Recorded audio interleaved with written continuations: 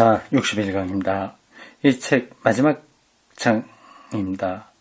15장, 체념을 딛고입니다. 마지막 장이기도 하고, 요거는 이제 책이 다 끝나게 됐네요. 몇 쪽 되지 않습니다. 오늘은 좀 시간 짧게 하겠습니다. 마지막 강이에요. 디트리 보네포의 말이 앞에 인용이 됐습니다. 교회는 침체에서 벗어나야 한다. 우리는 세상과의 대결에 자유로운 공기를 다시 마셔야 된다.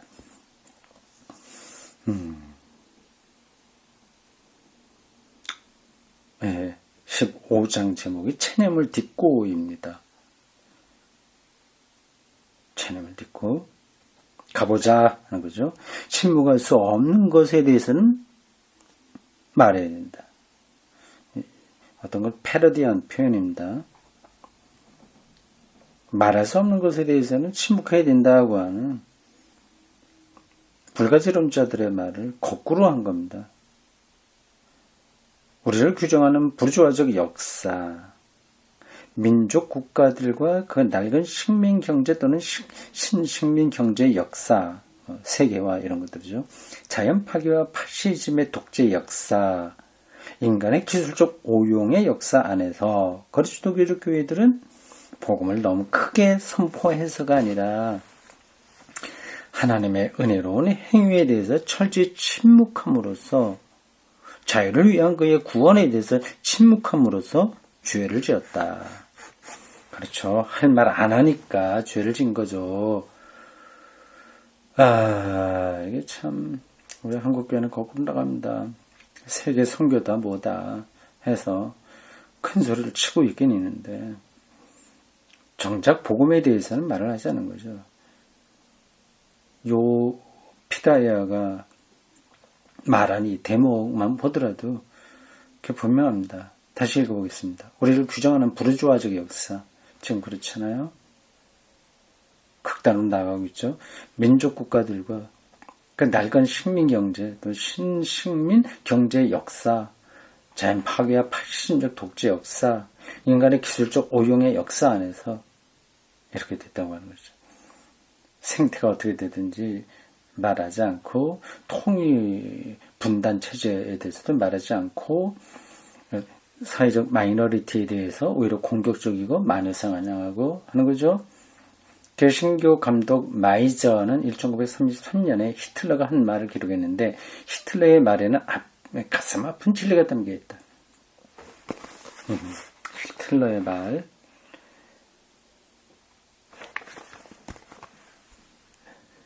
교회는 그 시대를 바라보지 못했다. 기회를 잡고 온 힘을 다해서 역사에 참여하는 대신에 사제들과 감독들은 교리 논쟁에 몰두했다. 교리 논쟁 자체가 아니라 이 논쟁을 교회의 자기 보존 문제에 한정시킴으로써 교회의 에너지를 소진시켰다. 그래서 교리 논쟁이 필요한 거죠. 진리의 논쟁이니까요. 근데 자기 교회만을 위해서 했으니까 문제입니다. 그러나 교회는 자기 자신을 위해서 있지 않고 하나님의 해방적 행위에 대한 복음이 역사 안에서 자리를 찾도록 하기 위해서 있다. 철저히 기능화되고 중무장한 민족국가의 구조 속에 갇힌 인간들과 우리나라만 최고야 뭐 이런 거 있지 않습니까? 민족주의 구조예요. 미국 우선주의 이런 것들이 다 중무장한 민족국가입니다. 물론 다민족 국가지만 그 국가주의에 떨어져 있는 거죠.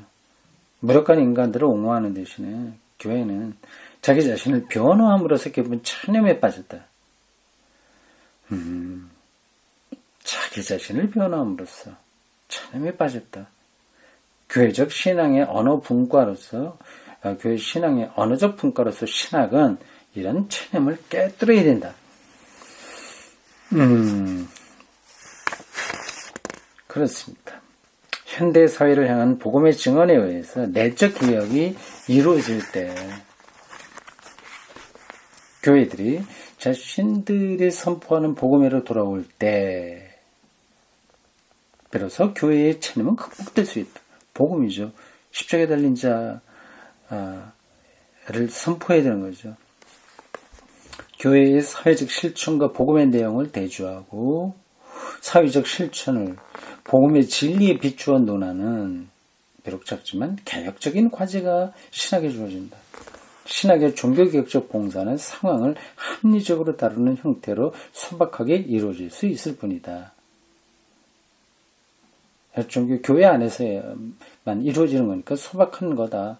사회적 실천이 빠진 거죠. 이 봉사는 자신을 학문적으로 파악하는 사회와 교육적 가르침에 의해서 자신의 행위를 규제하는 교회에게 꼭 필요한 것이다. 교회의 체념은 참 이 표현 우리 한국교회 딱 맞습니다. 한국교회 체념하고 있어요. 자기 변호에 열을 올리고 있을 뿐이죠. 참 뭔가 초라해 보입니다. 교회의 체념은 좀 더 포괄적인 체념의 일부다. 교회의 체념은 고도로 산업화된 국가들 안에서 다양한 형태들의 체념의 일부다. 경제적인 고유한 법칙들 앞에서의 정치적 체념. 아무리 해도 잘 안 돼. 빈부격차 아무리 줄여도 안 돼. 천천히 가. 이런 것들이죠. 세계의 총체적 관리에 대한 사회적 체념. 어느 나라가 문제를 일으킬 때 어떻게 할 수 없는 그런 체념. 어리석은 군비 경쟁. 제3세계와 제4세계의 독립적인 발전을 후원하지 못하는 경제적 민족 국가들의 무능력. 계속해서 큰 나라 작은 나라 큰 나라가 계속 기득권을 유지하려고 하는 거죠. 그리고 직접적인 삶의 필요보다 더 높은 것에 대한 모든 갈망과 열망을 억압한 보편적 소비를 위한 모든 개인들을 이용하는 현실에 대한 사회적 체념. 말이 좀 비비꼬이죠. 요건요.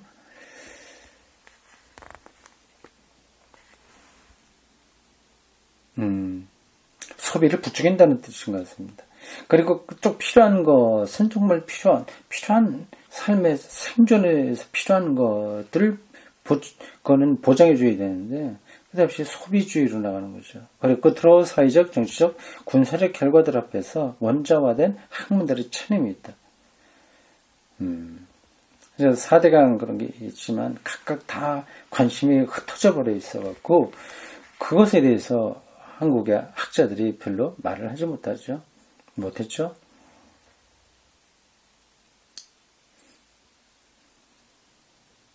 신학은 하나님에 대한 성세 해명을 그 시대와 관련시킨다.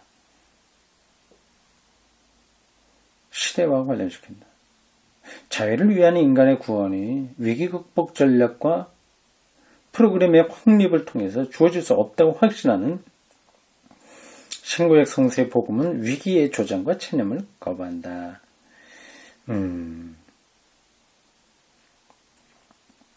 어떤 전략의 문제가 아니라고 하는 거죠. 왜냐하면 자신의 피조물에 충실한 세상의 주님이신 하나님이 실제로 역사의 고난 속으로 들어오심으로써 이 위기를 극복하셨기 때문이다.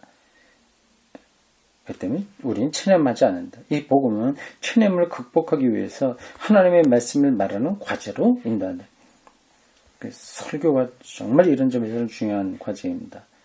신학은 선포를 통해서가 아니라 신학의 대상에 근거해서 모든 사변의 고유한 체념을 극복하기 위해서 이 사변을 통해서 이 과제에 참여한다. 선포를 통해서가 아니라 근데 선포가 필요 없다고 하는 게 아니라 거기에 머물러 있으면 안 된다는 겁니다. 신학도의 특수한 체념은 결국 직업에 대한 불안과 관련되어 있다. 할 말을 못하는 거는 결국 직업이 불안하니까 그렇다는 건데 이 독일 쪽에서도 이런 게 있을까요? 이 시대의 목회자로서 종교 교사로서 교회 공동체 일꾼으로서 사회 활동가 또는 성인 교육자로서 어떻게 그가 하나님을 말할 것인가? 다른 많은 직업들은 교육을 통해서 그 기능을 익힐 수 있다. 그렇죠. 그 전문적인 영역을 잘 공부해서 학생들을 가르치면 되고 뭐 이렇게 활동하면 됩니다. 그리고 신학자들이 교회를 통해서 압박을 받지만 다른 직업에 종사하는 사람들은 그들의 사회 집단을 통해서 감독의 압박을 받지도 않는다. 어떤 노조도 보장되어 있고 하니까 다 돼요. 신학 목회자들과 목회자들은 입장이 좀 다르죠. 일반적인 직업들에 반해서 하나님을 말하는 일은 실제로 결코 배울 수 없다. 참 중요한 문제입니다. 배울 수 없다고 하네요. 핵심입니다.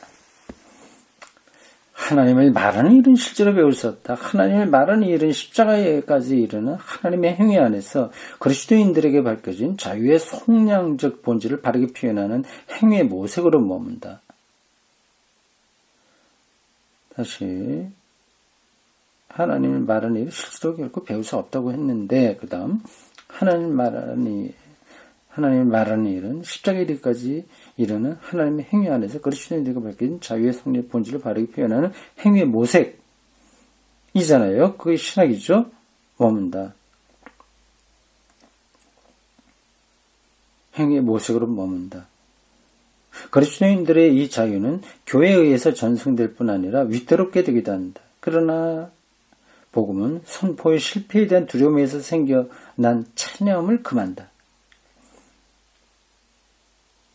이 실패는 복음의 중심에 속하기 때문이다. 복음적 신앙은 이 실패가 예수 그리스도, 다시 말해서 역사에 대한 하나님의 헌신과 일치할 수 있다는 희망으로 산다. 여기서 궁극적으로 부활신앙이 지배한다. 신학은 그 나름으로 이 점을 상기시킬 수 있다.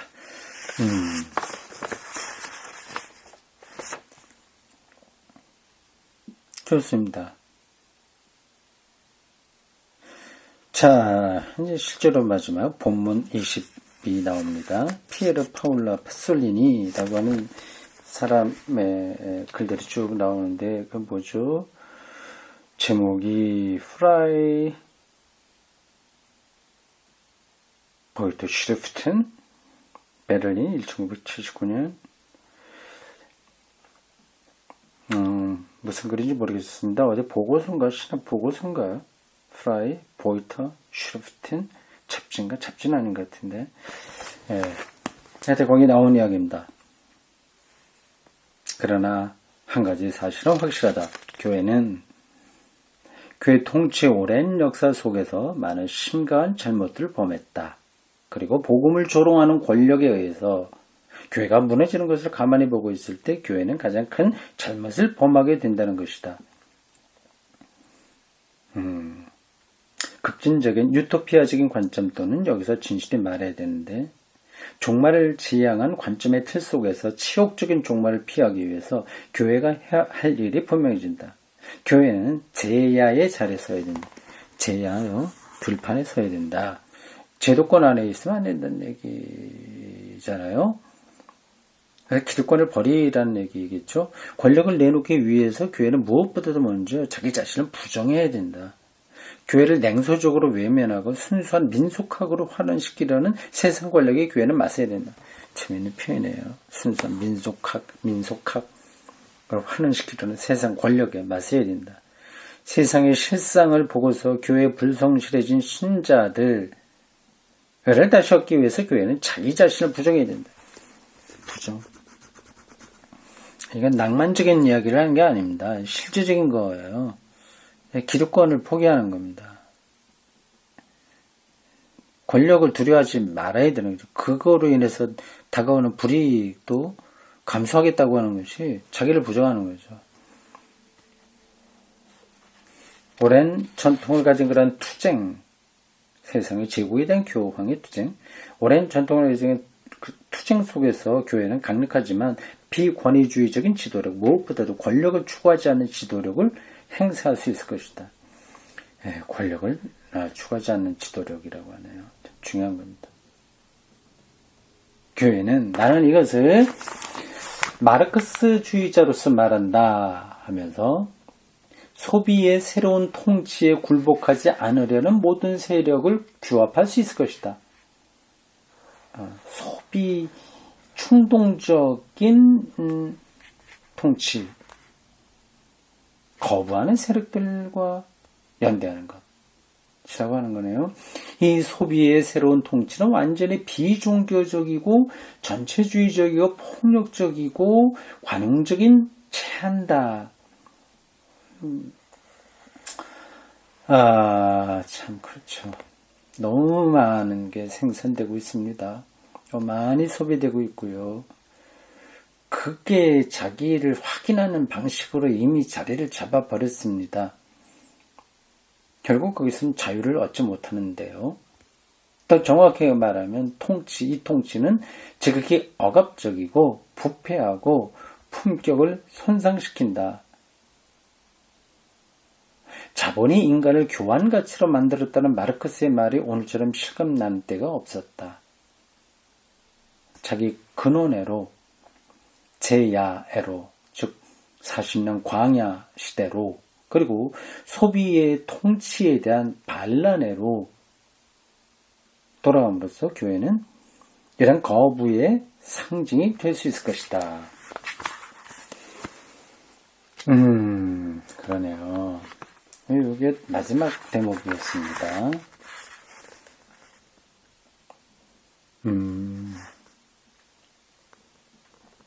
우리에게 많은 것을 시사해주는 내용입니다. 한국교회는 이거 좀 반대로 가죠. 권력지향적이죠. 자기를 부정하지는 게 아니라 인정받지 못할까 두려워하죠.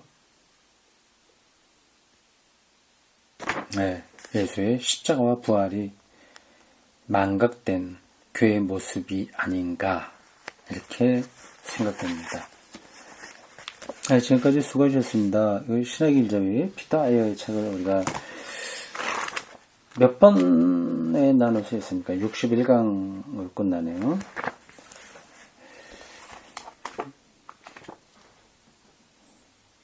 이게 따라하기 쉽지는 않았습니다. 그래도 한번 우리가 이렇게 끝내놓으면